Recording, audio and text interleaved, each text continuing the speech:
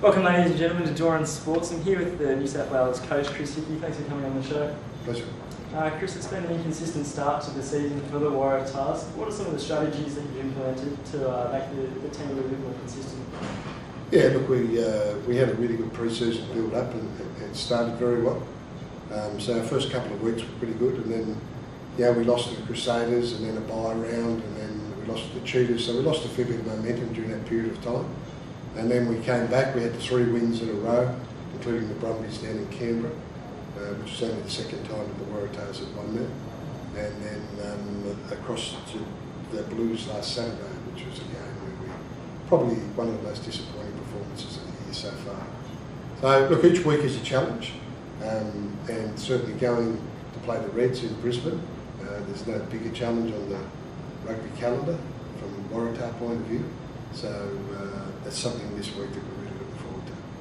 One of the aspects of why you won against the Queensland Reds earlier in round 2 of the season was your defence. Has that been a major game plan again, leading into the match on Saturday?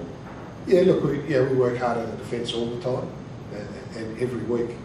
The thing you've got to be careful, I think, from drawing too much from the first game is that Queensland have changed their game since that first game. They're now playing a different style of football. So we also have to make adjustments to our defence as well to be able to try and shut them down and pressure them.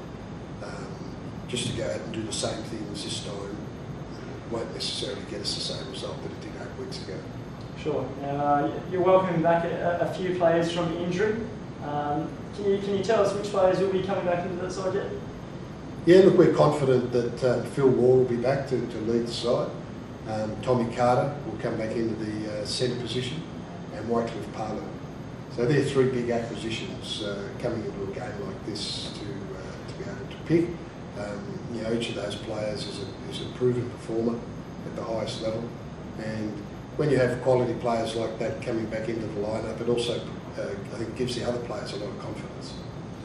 In a World Cup year, injury is a really interesting discussion at the moment. Do you get pressurised at all from the Wallabies or Robbie Deans about rushing back a player from injury?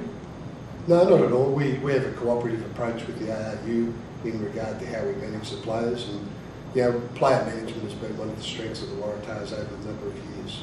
So our best interests are also the Wallabies' best interests, which is to get the players back in a state where they can play their best rugby. Injuries are just part of what you have to deal with in the Super Rugby competition. You spoke of momentum earlier in our discussion. It's a much longer season this now. How do you think the players will lift with the extra weeks that are demanded?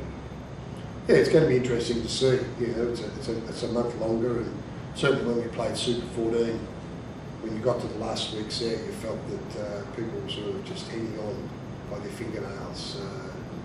The extra month is certainly going to test teams, and we're trying to manage our players the best way we possibly can in terms of recovery strategies, and perhaps also in terms of selections, so that we try and make sure that when we get to that last month, we're not on our hands and knees, that we're still up and running. The coaching role has many different aspects. How many coaches do you have in your playing or style? In our coaching team, we've got myself. And then I have 2 assistant coaches, Michael Foley, who is in charge of forwards, and Scott Bowen, who looks after the backs. Sure. And moving forward with New South Wales, do you wish to stay on with your contract for a few more seasons? Look, that remains to be seen. We have a position here, which I'm very comfortable with, that at the end of this season we'll review that contract. And I think that in coaching and judging the results, so I'm quite happy to wait till the season's finished, have a comprehensive review with the board, and then see where we go from there. Chris Hickey, it's been a pleasure. Thanks very much. Pleasure, thank you. Thank you.